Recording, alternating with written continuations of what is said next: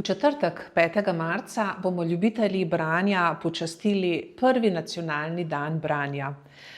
Tudi v naši knjižnici se bomo spomnili izjemne ambasadorke branja, to je doktorice Mance Košir. 5. marec je bil namreč njen rojstni dan. In kako bomo ta dan oziroma spomin na Manco Košir počastili v Litijski knjižnici? V družbi z založbo Malinc in treh njihovih avtoric, Barbare Hanuš, Brede Podbrežnik-Vukmir in Klarise Jovanovič, bomo brali in poslušali o rožah, drevesih, pogumnih starcih in starkah ter o kavnih krogih.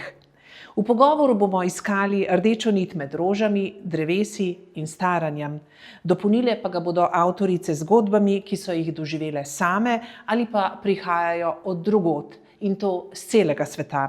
Vabim vas, da se nam pridružite na prvem nacionalnem dnevu branja, 5. marca ob 18. uri v knjižnici Litija.